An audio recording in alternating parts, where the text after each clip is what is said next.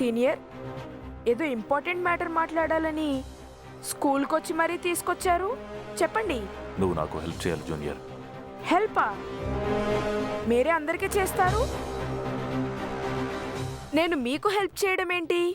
ఇప్పుడు నీ హెల్ప్ తీసుకునే అవసరం వచ్చింది, అందుకే హెల్ప్ చేయమని అడుగుతున్నాను. హెల్ప్ చేయడానికి నేను మీ అంత పెద్దవాడిని కాదు సీనియర్. నాలాంటి చిన్నపిల్లవాడు ఏం హెల్ప్ చేయగలడో చెప్పండి. నువ్వు చేయగలవు, అందుకే నీతో మాట్లాడాలని ఇక్కడికి తీసుకొచ్చాను.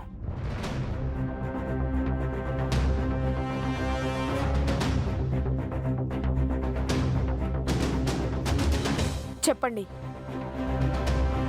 నాకు అను చెయ్యాలనుకుంటున్న పెళ్ళి ఇష్టం లేదు.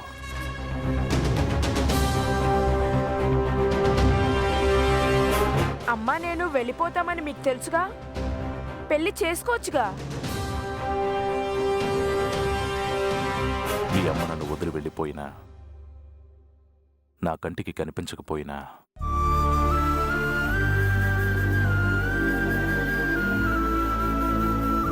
మీ అమ్మ ఎప్పుడూ నా మనసులోనే ఉంటుంది.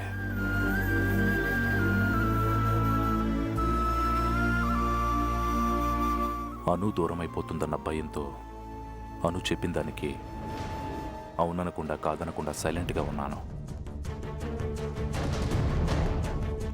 నేను దేన్నైనా మర్చిపోగలను కానీ మీ అమ్మను మాత్రం ఎప్పటికీ మర్చిపోలేను.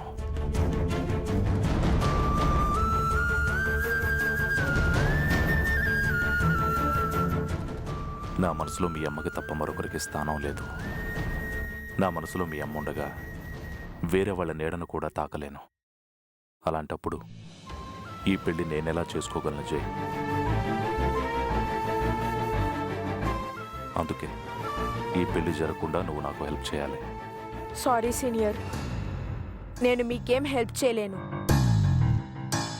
ఈ విషయం అనుకి తెలిస్తే లైఫ్లో ఇంకెప్పుడు అను నాతో మాట్లాడదు, నా మొహం కూడా చూడదు. అందుకే నేను మీకేం హెల్ప్ చేయలేను. అమ్మ మీద నా మీద అను ఇప్పటికే చాలా కోపంగా ఉంది. నేను హెల్ప్ చేశానని తెలిస్తే అను నాతో మాట్లాడడం కూడా మానేస్తుంది. సారీ సీనియర్, నేనేం చేయలేను. మీ ప్రాబ్లంని మీరే సాల్వ్ చేసుకోండి. జై, ఇది నా కోసం మాత్రమే కాదు, అను కోసం కూడా నువ్వు చెయ్యాలి.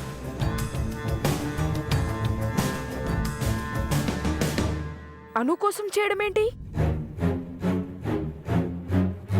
అను మీ మీద కోపంగా ఉందని నువ్వే అంటున్నావుగా. అను సంతోషంగా ఉండాలంటే నువ్వు నేను చెప్పినట్లు చేయక తప్పదు. మీరేమంటున్నారో నాకు అర్థం కావడం లేదు. నువ్వు ఇంకేమన్నా చెప్పాలా? ఇంకేమన్నా అబద్ధం చెప్పాలనుకుంటే చెప్పేయి. నేను చూడాలనుకుంటున్నాను నన్ను మోసం చేయడానికి నువ్వు ఎంత నీచానికి దిగజారగలవు అని. ఎందుకు ఆలియా, ఎందుకు నువ్వు ఇలా చేసావు? నీకు తెలుసు కదా నానమ్మ తర్వాత నీ ఒక్కదానిని కదా నేను పూర్తిగా నమ్మేది. ఏమన్నావు నువ్వు? ఈ మధ్య అన్నిటినీ మర్చిపోతున్నావా? అది చాలు. వాటిలో ఉన్న శక్తి విషయాన్ని గ్రహించి మనకు వివరిస్తాయి.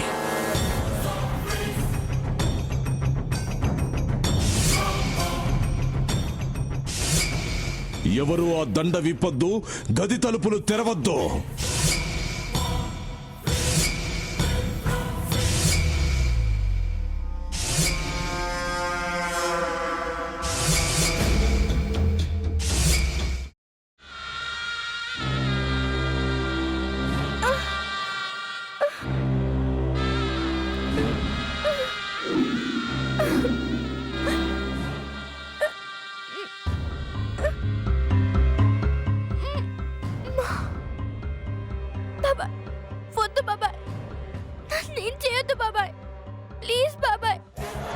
నిజం తెలిసినప్పుడే నా ఆలోచనలో నువ్వు చచ్చిపోయావు.